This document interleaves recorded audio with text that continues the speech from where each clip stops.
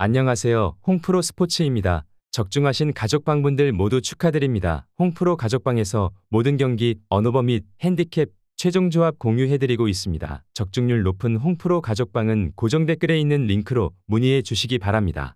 2월 4일 해외 축구 6경기 분석 시작하겠습니다. 첫 번째로 알크마르 대 트벤테 경기 알아보겠습니다. 알크마르는 후방에서부터 짧은 패스로 압박을 유인하고 한번 탈압박에 성공하면 곧바로 전진 속도를 끌어올리는 팀이다. 페럿은 중앙과 하프 스페이스를 오가며 패스 각을 만들어주고 전진 패스 한 번으로 공격 템포를 완전히 바꾼다. 미난스는 이선에서 과감한 슈팅 선택과 패스 전개를 동시에 가져가며 박스 근처 결정력을 책임진다. 웨슬리 파타티는 빠른 스피드와 타이밍 좋은 침투로 높은 수비 라인 뒤 공간을 집요하게 파고든다. 풀백까지 공격에 가담하며 측면에서 수적 우위를 만드는 장면이 잦고 이 과정에서 박스 안 침투 숫자가 자연스럽게 늘어난다. 반대로 트벤테는 전방에서부터 강하게 압박하며 경기 주도권을 가져오려는 성향이 뚜렷하다. 람머스는 압박 이후 바로 박스를 향해 치고 들어가는 움직임이 날카롭고 로치는 그 과정에서 전방으로 찔러주는 패스 연결이 강점이다. 바이드만은 측면과 안쪽을 오가며 전환 상황에서 속도를 더한다. 다만 압박 강도를 유지하기 위해 수비 라인이 과하게 올라가며 뒷공간 노출이 반복된다. 풀백 복귀가 늦어질 경우 센터백과의 간격이 벌어지고 이 공간을 상대에게 쉽게 내주는 흐름이 이어진다. 결국 트벤테는 공격성과 리스크를 동시에 안고 경기를 풀어가는 구조다. 이 매치는 공간이 열릴수록 알크마르에게 유리해지는 흐름이다. 트벤테가 전방 압박을 강하게 가져갈수록 알크마르는 탈압박 이후 침투와 전진 패스로 박스를 공략할 수 있다. 특히 웨슬리 파타티의 스피드는 이런 구도에서 결정적인 변수가 된다. 시간이 지날수록 트벤테의 수비 간격은 벌어질 가능성이 높다. 전체적인 득점 기대값은 알크마르 쪽이 더 높게 형성된다. 알크마르 승리를 추천합니다. 두 번째로 레버쿠젠 대 장크트 파울리 경기 알아보겠습니다. 레버쿠젠은 후방에서부터 중앙 축을 끊김없이 이어가며 빌드업 시작과 동시에 공격 방향을 명확히 설정하는 팀이다. 알레이스 가르시아는 중원에서 박스투박스 움직임을 반복하며 공수 전환의 중심 역할을 맡고 볼을 탈취하거나 받아내는 순간 곧바로 전진 패스나 직접 침투로 템포를 끌어올린다. 테리어는 하프 스페이스에서 한 번의 터치로 슈팅과 연계를 동시에 가져갈 수 있는 자원이고 틸만은 이선에서 수비 라인 사이를 파고들며 박스 근처 숫자를 자연스럽게 늘린다. 여기에 윙 자원들의 오버래핑과 컷백 움직임이 더해지며 박스 주변에서 수적 우위를 꾸준히 만든다. 반면 상파울리는 전방 투톱과 이선 연계를 통해 박스 안에서 마무리를 노리는 팀이다. 마티아스 페레이라 라게는 공간 침투와 연계 플레이에 강점이 있고 아운톤지는 제공권과 포스트 플레이로 세컨드 볼 기점을 만들어준다. 어비는 활동량을 바탕으로 중원 커버와 박스 침투를 병행한다. 다만 상파울리는 박스투박스 전개를 활용하는 팀을 상대로 중앙 간격 관리가 느려지고 박스 앞에서 이선 슈팅과 컷백을 반복적으로 허용하는 약점이 있다. 한번 흐름을 내주면 수비 블록이 빠르게 흔들리는 경향도 분명하다.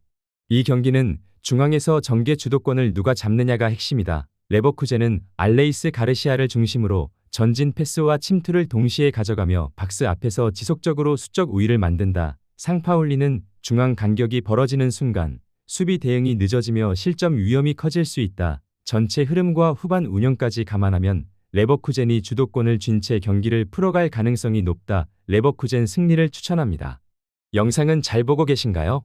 핸디, 언오버 및 최종 조합 공유받아 보실 수 있는 가족방 입장 방법 알려드리겠습니다. 첫 번째로 영상 하단에 댓글을 클릭해 주세요. 두 번째로 댓글에 링크를 클릭해 주세요. 마지막으로 채팅 참여하기 후 메시지 주시고 답장 기다려 주시면 됩니다. 나가기 하시면 가족방 입장 시켜드릴 수 없습니다. 언제든 편하게 문의 주시기 바랍니다. 세 번째로 볼로냐 대 AC 밀란 경기 알아보겠습니다.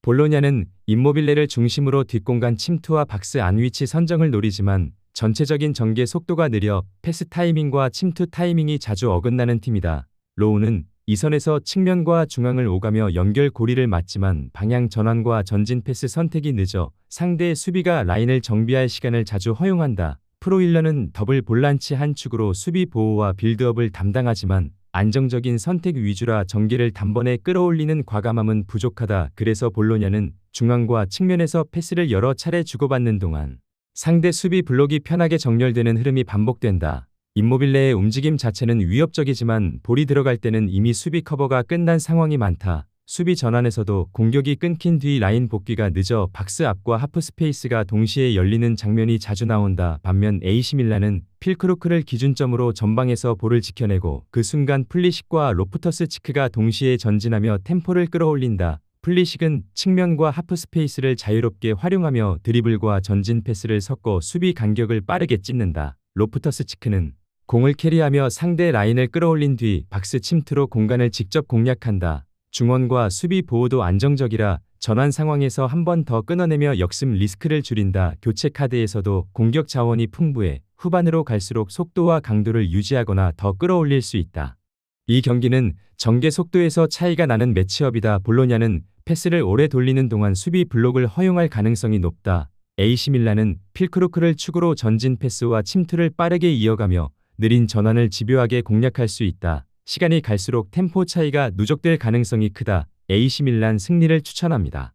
네 번째로 알바세테 대 바르셀로나 경기 알아보겠습니다.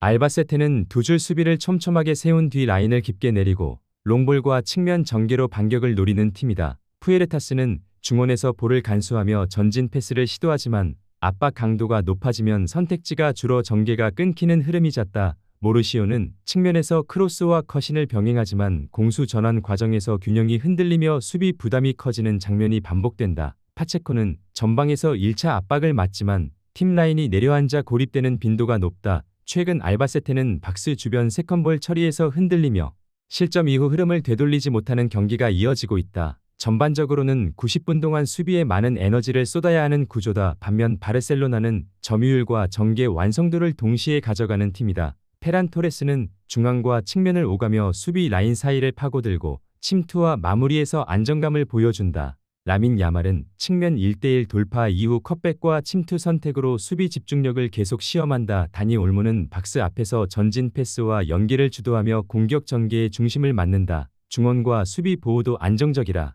공격 후 전환에서도 균형이 쉽게 무너지지 않는다. 교체 카드까지 감안하면 후반으로 갈수록 공격 강도를 유지하거나 더 끌어올릴 수 있다. 이 경기는 전력과 전개 완성도에서 차이가 분명한 매치업이다. 알바세테는 내려앉은 수비로 버티겠지만 바르셀로나의 점유와 침투를 90분 내내 막아내기는 쉽지 않다. 시간이 갈수록 체력과 집중력 부담이 누적될 가능성이 크다. 바르셀로나 승리를 추천합니다. 영상은 잘 보고 계신가요? 핸디, 언어버 및 최종 조합 공유받아 보실 수 있는 가족방 입장 방법 알려드리겠습니다. 첫 번째로 영상 하단에 댓글을 클릭해 주세요. 두 번째로 댓글에 링크를 클릭해 주세요. 마지막으로 채팅 참여하기 후 메시지 주시고 답장 기다려 주시면 됩니다. 나가기 하시면 가족방 입장 시켜드릴 수 없습니다. 언제든 편하게 문의 주시기 바랍니다. 다섯 번째로 아스널 대 첼시 경기 알아보겠습니다. 아스날은 요케레스를 최전방 기준점으로 삼아 측면과 하프 스페이스를 번갈아 공략하는 전개를 가져가는 팀이다. 요케레스는 등지고 버텨주는 힘과 박스 근처 침투 타이밍을 동시에 갖춰 마무리 구간에서 한 박자 빠른 슈팅이 가능하다. 사카는 오른쪽에서 안으로 좁혀 들어오며 커싱과 드리블로 수비를 끌어당기고 반대편 공간까지 열어주는 역할을 맡는다. 웨데고르는 중원과 전방 사이에서 볼을 받아 전진 패스를 찔러 넣으며 공격 템포를 조율하는 핵심 자원이다. 다만 아스날은 풀백이 동시에 전진하는 순간 전환 수비가 늦어져 센터백 앞 공간이 넓게 벌어지는 약점을 반복적으로 노출한다. 반면 첼시는 델랍을 기준으로 전방에서 볼을 버텨 세운 뒤 세컨볼과 리턴 패스로 공격을 이어가는 구조다. 델랍은 제공권과 몸싸움에서 강점을 보이며 두 번째 공격 기회를 만들어낸다. 콜 파머는 하프 스페이스와 중앙을 오가며 마지막 패스와 직접 마무리를 모두 책임진다. 엔소는 빌드업 시작점에서 압박을 풀어주고 전진 패스로 전환 속도를 끌어올린다. 최근에는 중원에서 웨데고르 라인을 견제하려는 움직임이 늘며 위험 구역 노출을 줄이려는 시도가 이어지고 있다. 이 경기는 아스날의 점유와 지역 점령에 첼시가 전환 공격으로 맞서는 구도다. 아스날이 하프 스페이스를 점유할수록 풀백 뒤 공간이 변수로 떠오를 가능성이 크다. 첼시는 델랍을 활용한 세컨볼과 파머의 마무리로 효율을 노릴 수 있다. 전체 흐름은 전환 완성도가 높은 쪽으로 기울 수 있다. 첼시 승리를 추천합니다. 여섯 번째로 마르세유 대 스타드 렌 경기 알아보겠습니다. 마르세유는 중앙에서 수적 우위를 만들고 좌우폭을 넓히며 전환 속도를 살리는 팀이다. 오바메양은 뒷공간을 향한 직선적인 침투와 니어 포스트 선점의 강점을 보이며 타이밍만 맞으면 수비 라인을 단번에 흔든다. 그린우드는 사이드에서 시작해 하프 스페이스로 파고들며 슈팅 각을 스스로 만들어내는 인사이드 움직임이 위협적이다. 호이비에르는 압박을 한 번에 흘려내며 전진 패스와 방향 전환으로 공격 전개의 시발점 역할을 맡는다. 마르세유의 공격은 호이비에르의 탈압박 이후 반대편으로 빠르게 전환되는 패턴이 반복된다. 이때 그린우드가 하프 스페이스에 미리 위치해 볼을 받아 컷백 타이밍을 만든다. 박스 안에서는 오바메양이 니어를 점유하고 반대편 이선이 파포스트를 노리며 마무리 구조를 완성한다. 반면 스타드 렌은 공격 전개 시 윙백 전진 타이밍이 겹치며 공을 잃는 순간 측면과 하프 스페이스 사이 공간이 동시에 열린다. 방향 전환 한 번에 수비 블록이 크게 흔들리고 중앙 수비의 회귀 속도도 빠르지 않아 박스 앞 대응이 늦어지는 약점을 노출한다. 이 경기는 전환 상황에서 공간을 먼저 찌르는 쪽이 주도권을 잡을 가능성이 크다. 스타드 렌의 윙백 전진 타이밍은 마르세유에게 방향 전환 찬스를 제공할 수 있다. 그린우드와 오바메양의 움직임이 맞물리면 박스 안에서 빠른 마무리가 가능하다. 전술 상성은 마르세유 쪽으로 기울어 있다. 마르세유 승리를 추천합니다.